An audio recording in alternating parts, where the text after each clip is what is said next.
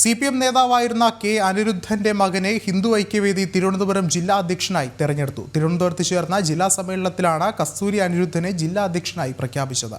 CPM നേതാവ് A സമ്പത്തിന്റെ സഹോദരൻ കൂടിയാണ് കസ്തൂരി. കൂടുതൽ വിവരങ്ങളുമായി പ്രജിത് മോഹനൻ ചേർന്നുണ്ട്. പ്രജിത്ത, എന്താണ് മറ്റു വിവരങ്ങൾ?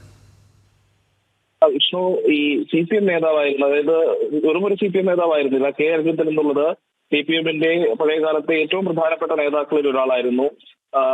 CPMന്റെ MLAയും MP യും ഒക്കെയായി പ്രവർത്തിക്കുകയും CITയുടെ അഖിലേന്ത്യാ വർക്കിംഗ് കമ്മിറ്റി അംഗമൊക്കെ ആയിരുന്ന ഒരിക്കൽ നേരത്തെ മുഖ്യമന്ത്രിയായിരുന്ന ആർ ശങ്കറിനെയൊക്കെ തെരഞ്ഞെടുപ്പിൽ പരാജയപ്പെടുത്തിയ പാരമ്പര്യമുള്ള കെ അനിരുദ്ധന്റെ മകൻ കസ്തൂരി അനിരുദ്ധനാണ് ഇപ്പോൾ ഹിന്ദു ഐക്യവേദിയുടെ ചുമതലയിലേക്ക് വന്നിരിക്കുന്നത്. ഹിന്ദു ഐക്യവേദിയുടെ തിരുവനന്തപുരം ജില്ലാ അധ്യക്ഷനായിട്ടാണ് കസ്തൂരി അനിരുദ്ധൻ ഇപ്പോൾ ചുമതല ഏറ്റെടുത്തിരിക്കുന്നത്.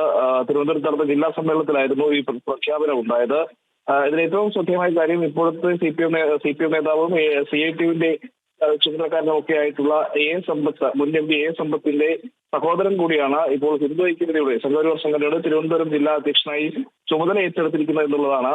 എന്തായാലും ഇന്ന് ചുമതല അദ്ദേഹം ഏറ്റെടുക്കുന്നു. കൂടുതൽ പ്രതികരണങ്ങൾക്കും അദ്ദേഹം തയ്യാറായിട്ടുണ്ട്.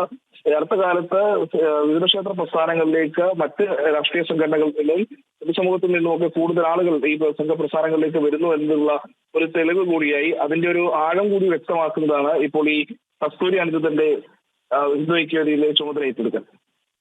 ശരി, പ്രജിത് മോഹനാണ് വിവരങ്ങൾ നൽകിയത്.